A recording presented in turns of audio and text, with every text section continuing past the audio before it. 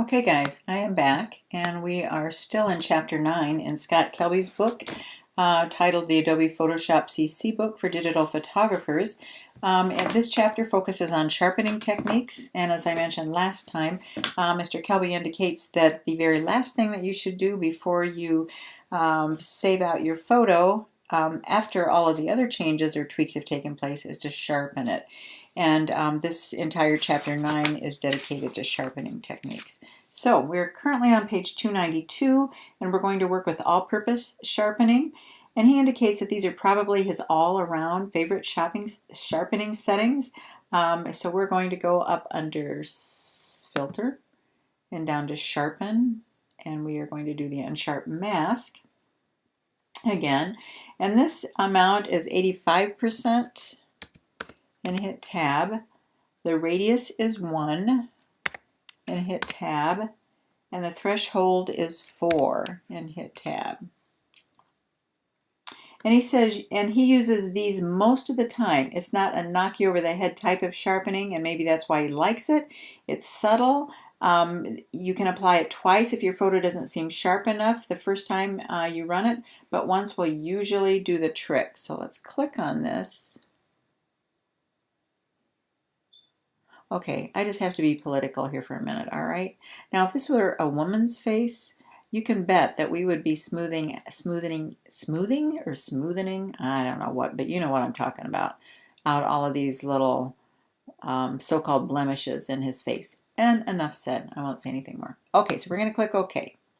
Then we're going to go back to Open, and you can see the sharpen. See, I don't think we did that guy any favors, but hey, you know, I'm just following Scott's lead here. Look at Open. If I were this gentleman's mother, I would prefer to receive this image as opposed to this image. But again, matter of opinion. You guys can take it or leave it. It's just mine. All right, so the next exercise is web sharpening. And so again, we're going to go up to File and Open. And I'm going to look for this, I do know how to enunciate my words, although you might not ever think I did. We're going to look for this tennis player. It's called Web. And then with this sharpening technique for the web, he uses these settings. So we're going to go up under Filter again, go down to Sharpen, over to Unsharp Mask. And then we are going to go to change the amount to 200% and hit Tab. We're going to do a radius of 0.3 and hit Tab. And then the threshold is 0 and hit Tab. For web graphics that look blurry, when you drop the resolution from a high res, such as a 300 pixel per inch photo, down to 72 pixel per inch for the web, the photo often gets a little bit blurry and soft. If the sharpening doesn't seem sharp enough, try increasing the amount to 400%. And he also uses this same setting, the amount of 400% on out of focus photos. It adds some noise, but I've seen it rescue photos that he would otherwise have thrown away. We're going to click OK. And then again, let's test this at Open versus Unsharp Mask. Okay, and then we are going to come up with our own settings. We're on page 293. We're going to do a File and Open. We're going to look for the bright green jacket. And in this one, if you want to experiment and come up with your own custom blend of sharpening, I'll give you some typical ranges for each adjustment so that you can find, each of us can find our own sharpening sweet spot. So for the amount, now we're going to again bring up the Unsharp Mask. Whoop. And you don't want to click here unless you want to apply that same exact option that we've just applied this previous step. So for example, if I go to this, you'll see that it does do the Unsharp Mask. It doesn't ask us for anything. That's because it's remembered the settings that we had from our last bout with Unsharp Mask. So From now, unless you want to apply the exact same setting, where you go to Filter, go to Sharpen and Unsharp Mask to bring up the dialog box. And then for the amount, he says the typical ranges run anywhere from 50 to 150%. It's not a hard and fast rule, just a typical range for adjusting the amount. Where going below 50% won't have enough effect, and going above 150 might get you into a sharpening mess or sharpening trouble. So you're fairly safe staying under 150%. In this example, he set or reset his radius and threshold to 1 and 2 and left the amount at 95. Whoa, all right. So let's say we're going to leave this, I'm going to go whole hog and go to 150 and hit tab.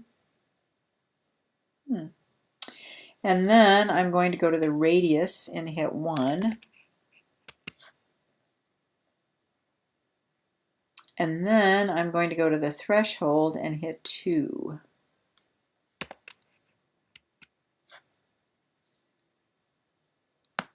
And honestly, I don't think that looks bad. Let's get up here a little up close and personal.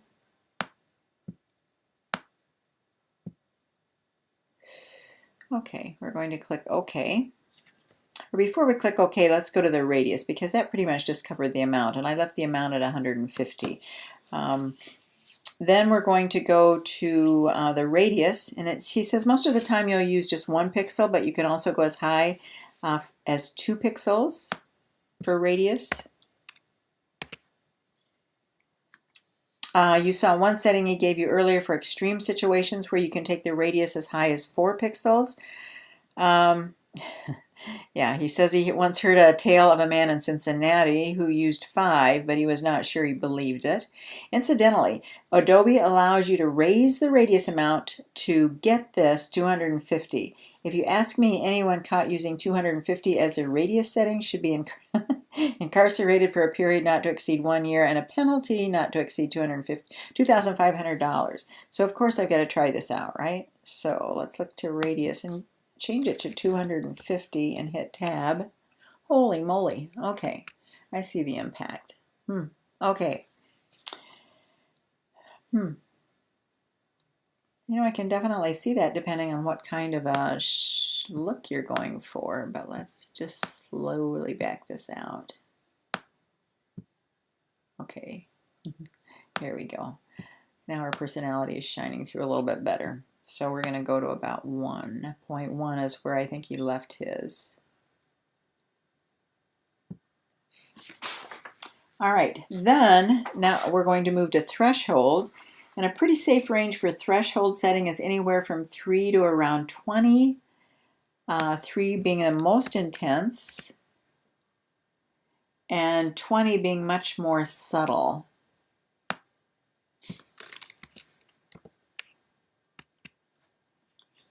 I know 3 shouldn't be more subtle and 20 be more intense.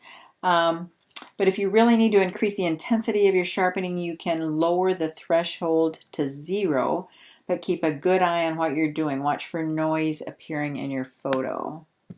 So let's just, again, throw caution to the wind and go to 0. Okay, so then he goes to, and I think he left the threshold at about, well, the overall look for this particular image, he left the amount at 95. And then he changed the radius to 1.1. And then the threshold is at 12. Oh yeah, I kind of like that. Okay, all right, so the final image. For the final sharpened image you see here, he used the moderate sharpening settings he gave earlier. Amount for the final one, the amount was 120.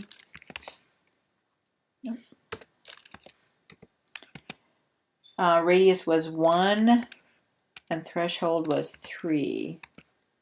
And that's actually quite nice. I can't argue with that man. He knows it. And so he used that tip I gave you after the portrait is sharpened for sharpening women, where I only applied the sharpening to the red channel. Yeah, I didn't do that, but I still feel like it looks nicer. So it avoided sharpening her skin texture too much.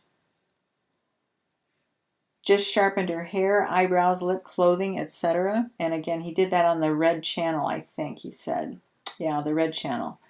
If you're uncomfortable with creating your own custom Unsharp mask settings, and start with this, pick a starting point, one of the set of settings he gave on a previous page, and then just move the amount slider and nothing else. So don't touch the radius and threshold sliders. Try that for a while. It won't be long before you'll find a situation where you ask yourself, I wonder if lowering the threshold would help. And then you'll be perfectly comfortable with it. So yeah, throw caution to the winds and save it as a copy. If nothing else, if you're afraid that it's not going to be a better image after you save it, then save it as a copy. Always do that.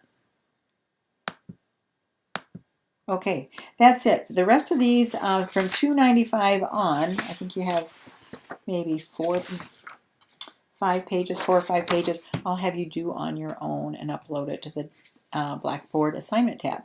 So great. Hopefully this helped explain some of the sharpening, specifically the Unsharp mask filter, and I will see you in class.